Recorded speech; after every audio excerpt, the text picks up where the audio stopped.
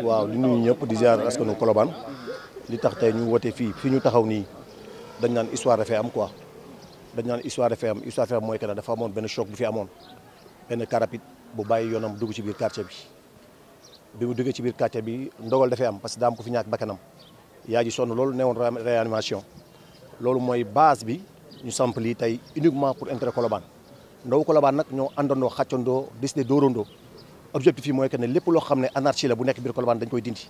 loolu mooy suñu tànk intention moom la ñu am ci loolu la ñu naxaw. alors lan ngeen bëgg exactement après ci bon li ñu bëgg bi jiitu mooy que ne car rapide fi ñuy jaar ñu bàyyi di dugg ci quartier bi sant ñu leen loolu fi ñu war a jaar nañ fa jaar parce que umpul ñu bari que ne car rapide wala Ndiaga Ndiaye fu mu laalee doomu adama réaction bi njëkk mooy que ne li ñu njëkk xalaat mooy taal car rapide wala taal Ndiaga Ndiaye wala taal Tata mais ñu nekk ñu foofu moo war a ñu lancer suñu message état ak responsable yi nga xam ne ñoo yor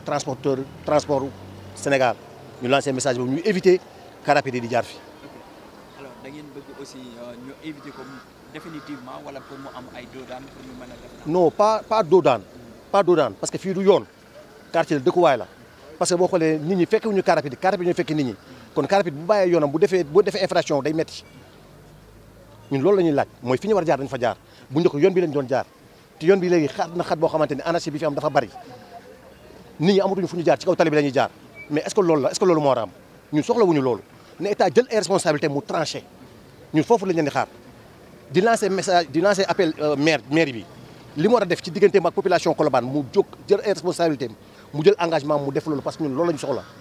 foofu la ñuy xaar ñun ci maire bi loolu lañ leen di xaar. ok bi fi mujjee woon am yàgg na ak aussi ñaata nit ñoo ci jotoon non yàgg boobu mais parce que benn nit moo ci décédé comprendre nga mooy yaay ak doom ñu àndoom doom ji moo dëddu comprendre nga yaay ji mu ngi woon urgence sonn loolu nag comprendre nga ñuy masawu ñu leen masawu doom ji mujj na décédé kon message boobu jàll na moo ko ne yaay ji mujj na décédé kon mooy yaay ak doom ñoo doon ànd ñoom ñaar ñëpp ñoo décédé kon loolu métti na te neexul ci xol quoi. waaw dafa non loolu des na parce que ñun finalement defoon nañu ay démarches demoon Sandaga fi ñu doon déparé demoon nañ la jor defoon ay démarches pour war a daje ñoom wax ak ñoom bi ñu demee li ñu jot a wax ak ñoom mooy ñu lii moo ñu indi ñëwuñu pour faj mer wala ñëwuñu pour xeex mais day ñëw pour yéen ngeen wax ak seen i chauffeur te yoon bi nga xam ne mooy seen yoon ñu war fa jaar nañu jël seen yoon ñu bàyyi di dugg ci quartier bi parce que ñun war ñu fajal suñu bopp mais buñ ñu poussé ci ñun ñu fajal suñu bopp parce que ñun war ñoo fajal suñu bopp dëkk bi am na yoon def liggéeyam ku nekk jël li nga war a jël loolu mooy dëgg. alhamdulilah maa ngi tudd Mamadou Samb nekk délégué de quartier fii ci Baye Laye di wax tamit ci turu délégué de quartier yi nekk fii yëpp ci Colobane bon ñi ngi sant di nuyu di jaajëfal ñëpp di wax nag ñu ngi sant yàlla gi mooy dañoo dëkk Colobane ñii ngeen gis ñëpp njabootu Colobane lañ te ñun délégué yi suñuy njaboot lañ mais ñun ñooy seen kilifa te ñu ngi taxaw épaulé leen nekk seen wet parce que combat bi ñu jël nii dafa nekk lu metti parce que benn doomu aadama bu ñàkk bakkanam si ñun rek dafa metti te loolu yëpp dafa am ci lu dul yoon ci anam ñu dul yoon soo xoolee rapide bu fekki doomu aadama ci kaw ba fekk ko ci kaw trottoir metti na ba jël bakkanam ñun nag ay kilifa lañ dañu am suñu njaboot am na fu ñu toll foo xam ne fii foog ñu artu wax li ñu war a wax yëpp def li ñu war a wax yëpp def li ñu war a def yëpp boo xoolee boobu ba léegi ñu ngi dox ci lii di dox ci fànn bu ne parce que lii yëpp dafa am lu ko sooke mooy encombrement bi am à Colobane soo xoolee rapide yi encombrement bi am ci rue 14 moo tax toujours dañuy bàyyi seen itinéraire di daw ci beneen wàll boobu ba léegi tooguñu ñun ñu ngi ciy dox ñun les délégués ànd ak ñenn ci suñuy njaboot di dem di gis les autorités mooy le maire le préfet le sous-préfet ñooñu ñëpp dem nañ waxtaan ak ñoom pour ut saafara ci lii te njaboot gi wax dëgg yàlla am na fu ñu toll foo xam ne fii nag metti na si ñoom seen xol fees na boobu ba léegi ñun ñi nga xam ne ñooy seen kilifa ñu ngi leen di dalal di leen toogloo di leen dalloo parce que ñun loolu lañ leen sant mais am na foo xam ne bu ñu fa yeggee dafay metti wax dëgg yàlla dafay metti parce que njabootu Colobane bu génnee àdduna ci lu dul yoon rek dafay metti ci biir loolu nag ñu ngi woo suñu njaboot tam ñu ànd ak dal googu lañ leen sant ci biir dal gi yëpp tamit ñu xam li ñuy def xam lu ñuy wax te suñuy mbir yëpp dañ ko teg ci yoon di dox lu ñu war a dox di def li ñu war a def Colobane nag dañ fee dëkk ñun Colobane la ñu am mënuñu dem fenn Colobane la ñu am te dañu bëgg a respirer nous sommes envahis franchement nous sommes envahis qu'on le dise ou pas nous sommes envahis suñu dëkkuwaay suñu cadre de vie dañ ko war a préserver ko mooy lépp lu ñu moom rek nañ ñu ko delloo te njaboot gii fi nekk nga xam ne ñoom ñooy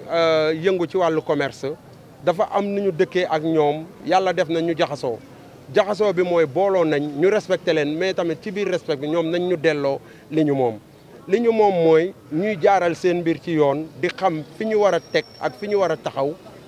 xam nga ñu respecté ko parce que buñ ñu respecté leen ñun nag ay kilifa lañ lépp lu ñu war a def dinañ ko def te teewul suñu njaboot gi ñu ngi leen di épauler saa suñu ne fu ñu war a taxaw dinañ fa taxaw ànd ak ñoom ci lu ne combat bu ñuy mëne dinañ ci ànd ak ñoom bu ko jaree ñun ñoo jiitu ci kanam ànd seeg ñoom xeexle leen li ñu war a xeex ci biir xeex boobu yëpp nag lépp luñ ci war a def dinañ ko def fépp fu ñu war a jaar dinañ ko jaar boobu ba léegi ñu ngi artu suñu njaboot pour ñu dal ci loolu lancé boobu la ñu nekk lii fi am nag ñu ngi koy ñaawlu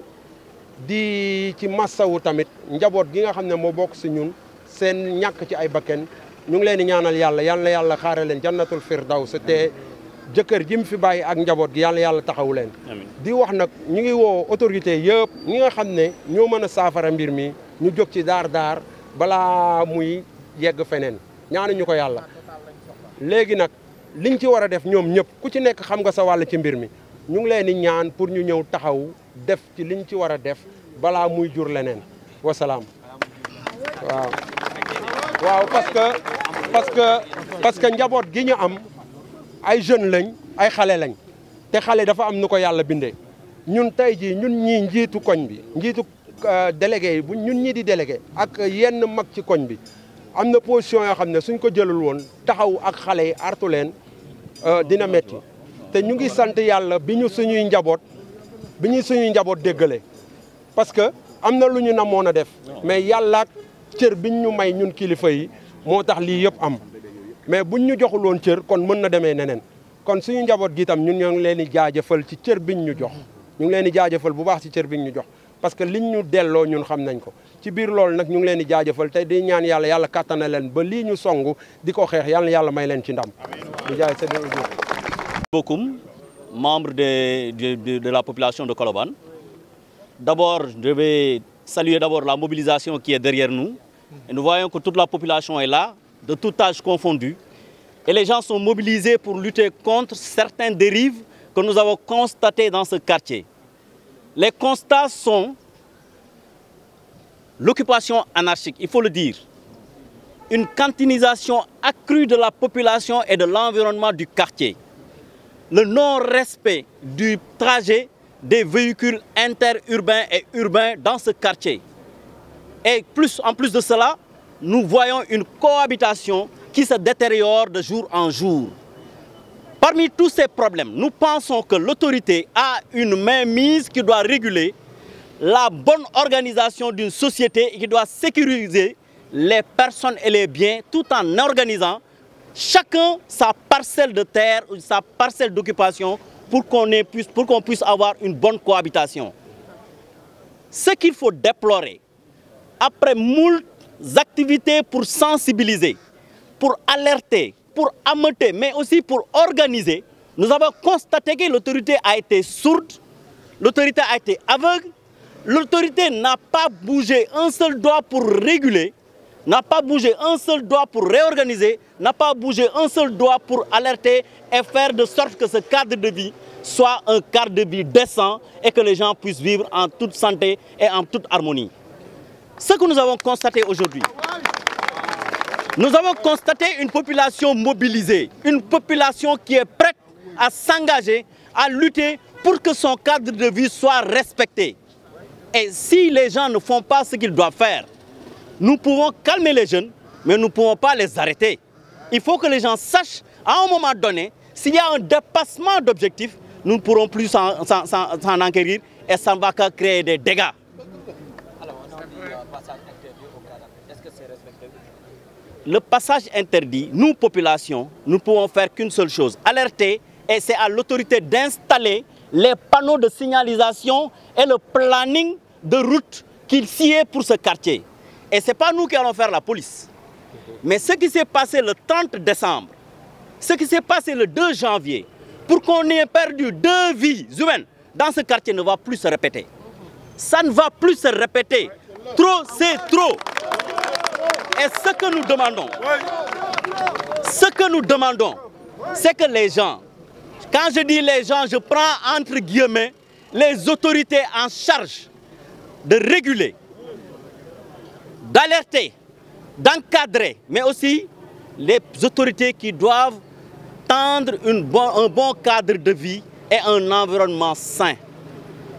Nous les appelons à venir soutenir cette jeunesse qui est derrière, parce que beaucoup plus de force, trop d'engagement, ça peut créer des dégâts. Et maintenant, cette population est prête maintenant à assainir pour lui-même son cadre de vie. On peut parler de cantinisation, mais nous avons des structures qui ont été encombrées.